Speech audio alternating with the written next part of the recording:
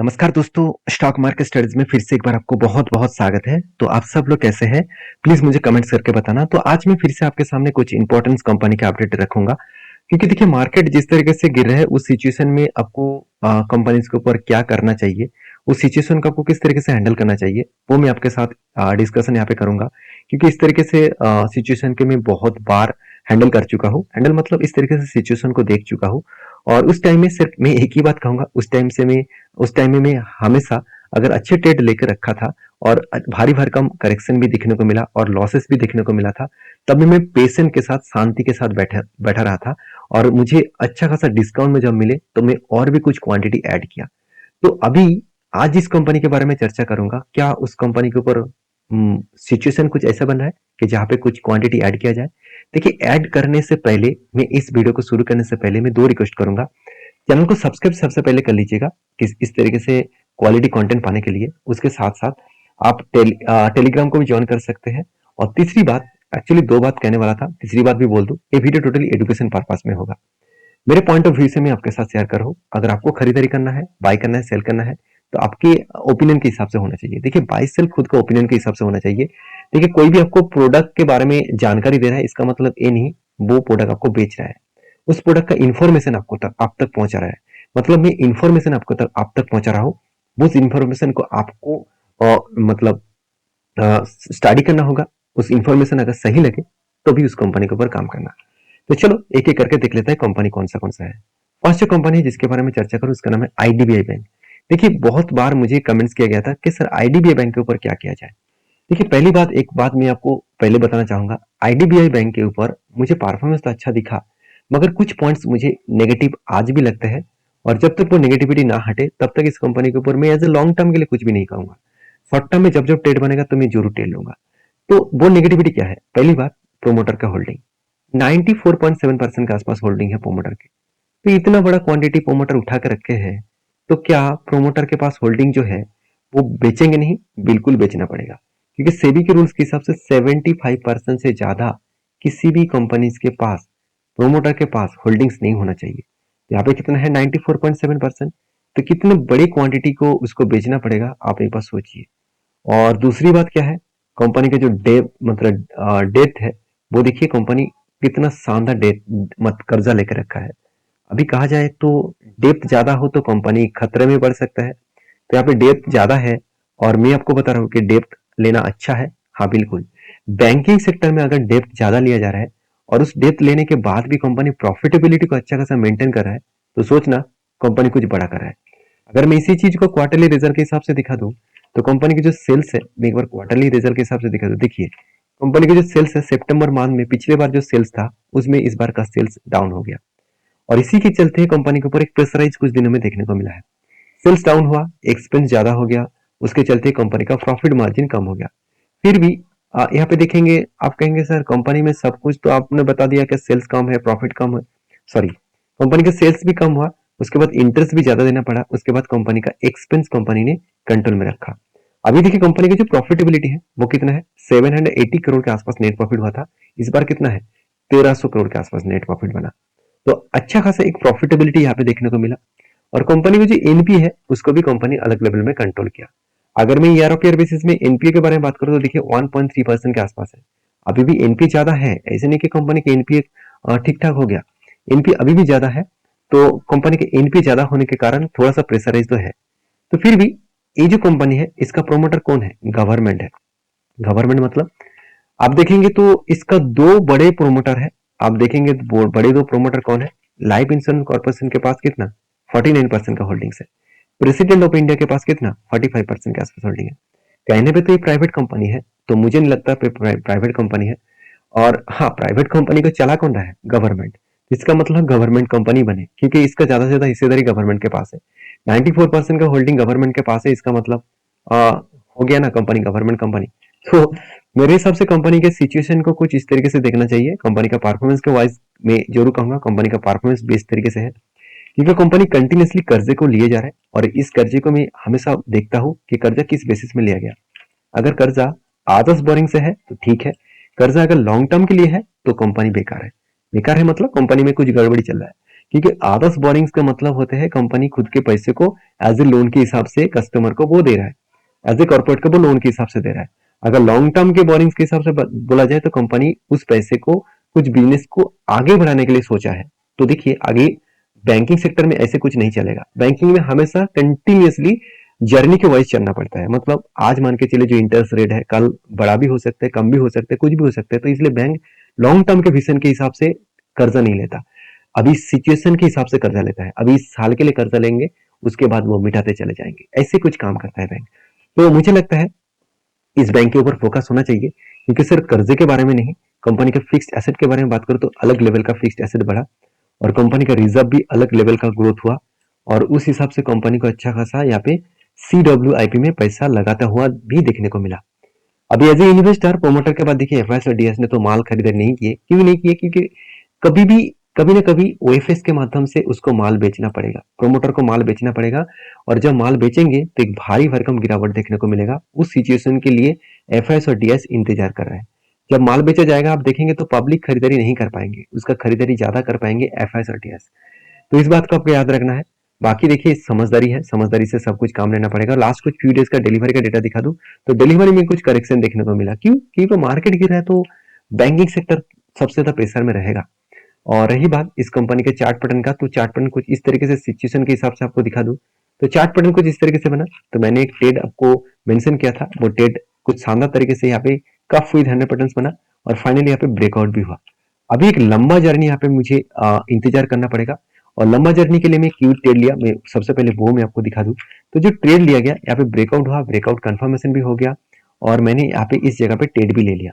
और ट्रेड लेने के बाद देखिए कंपनी नीचे आ रहा है तो आप कहेंगे सर अभी आप क्या करेंगे? देखिए आपको अभी क्या करूंगा, मतलब अभी तो ट्रेड शुरुआत हुआ है, यहाँ पे करेक्शन होंगे, गिरेंगे, कुछ भी होंगे, तो उसके लिए मैं तैयार हूँ। अगर 10% एंटी लेवल से अगर 10% गिरे तो और भी क्वांटिटी उठाऊंगा, और भी 10% गिरे तो और भी क्वांटिटी ऐड करूंगा। तो मेरा कुछ इस तरीके से सिनेरियो है और मैं टारगेट बहुत लॉन्ग टारगेट लेके चल रहा हूँ। मेरा टारगेट बनेगा 110 के आसपास और टारगेट अगर यहाँ तक बने और इस लेवल तक बने तो ऑलमोस्ट 70% के ऊपर टारगेट बन सकता है।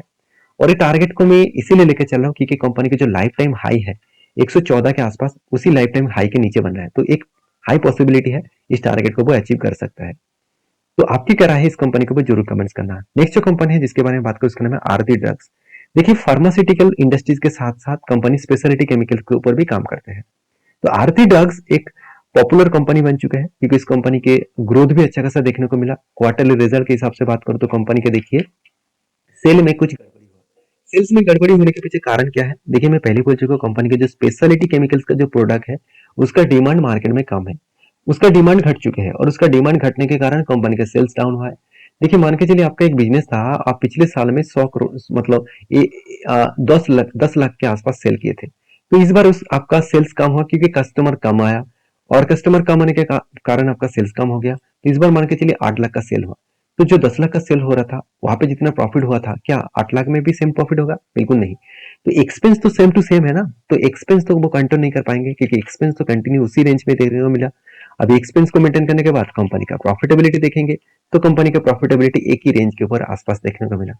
अभी मार्केट में ये जो करेक्शन हुआ मार्केट में इस शेयर को, तो इसीलिए करेक्शन हो रहा है क्योंकि मार्केट में इसका जो डिमांड है, इस प्रोडक्ट का जो डिमांड है वो कम हुआ, जिसके चलते एक शार्प करेक्शन देखने को मिला है। अभी देखिए दो तरीके से सिनेरियो बन सकते हैं। यहाँ पे 200 डेज जो ईएमए है इसको टच करके रिवर्सल कर सकते हैं। अगर इसको ब्रेक डाउन करें तो एक बड़ा फॉल देखने को मिल सकता है। तो फिलहाल के लिए मैं इस कंपनी के ऊपर कोई भी एंट्री नहीं लिया क्योंकि मुझे कफ विद 100 पैटर्न दिखा तो था मगर वो फाइनली कंफर्म नहीं हुआ। तो मैंने यहाँ पे एंट्री नहीं लिया। तो जब एंट्री बनेगा तो मैं आपके साथ शेयर करूंगा। और मैंने एंट्री लिए नहीं लिया दो कारण की वजह से। पहली तो मार्केट में करेक्शन हो रहा है ऑल ओवर इंडियन मार्केट में, उसके साथ साथ कंपनी जिस सेक्टर से बिलोंग करते हैं उस सेक्टर में स्लो डाउन है, उसके साथ साथ कंपनी के ऊपर इन्वेस्टर भी खुद के जो होल्डिंग्स है देखिए यहाँ पे थोड़ा सा यहाँ पे इंक्रीज किया है। इसका मतलब ये नहीं कि कंपनी के ऊपर बहुत ज्यादा क्वांटिटी ऐड किया है। आपको डिलीवरी का डेटा दिखा दूं तो देखिए डिलीवरी यहाँ पे कम होता जा रहा है। इसका मतलब कंटिन्यूसली बाई से उल्टा सेल ऑफ होने जा रहा है। 7% के आसपास डिलीवरी उठाई गया, मतलब एकदम ना के बराबर। तो सेल ऑफ ज्यादा हो रहा है बाइंग के तुलना से, तो इस बात को आपको भूलना नहीं चाहिए। बाकी देखिए इस कंपनी के ऊपर आपके क्या राय है जरूर कमेंट्स करके बताना। नेक्स्ट जो कंपनी जिसके बारे में बात करूं उसका नाम है आईजीएल। देखिए आईजीएल एक ऐसी कंपनी है इसके ऊपर हर किसी का नजर था, अभी नजर कुछ हटा तो मतलब सिचुएशन कुछ अलग लेवल में घटा। इसका मतलब है इंद्रप्रस्थ गैस लिमिटेड के ऊपर आपको सिचुएशन कुछ नेगेटिविटी देखने को मिलेगा, क्योंकि दिल्ली गवर्नमेंट ने एक बहुत बड़ा अनाउंसमेंट कर दिया कि जो गैस कंपनी है जैसे आईजीएल, साथ ही साथ एमजीएल, तो ये सारे गैस कंपनी का हालत खराब होने वाला है। क्यों? क्योंकि दिल्ली गवर्नमेंट ने अनाउंसमेंट कर दिया कि जो ईवीज का जो गाड़ियां है, ईवीज गाड़ी के ऊपर वो ज्यादा से ज्यादा फोकस रखेंगे और इस प्रोजेक्ट के ऊपर वो ज्यादा से ज्यादा इन्वेस्ट करने वाले हैं। तो सोचिए, मार्केट में अगर ईवी ज्यादा चलेंगे तो इंद्रप्रस्थ गैस लिमिटेड का जो प्रोडक्ट था एलपीजी और सीएनजी जिससे गाड़ियां चलते थे, वो तो खत्म हो जाएगा ना।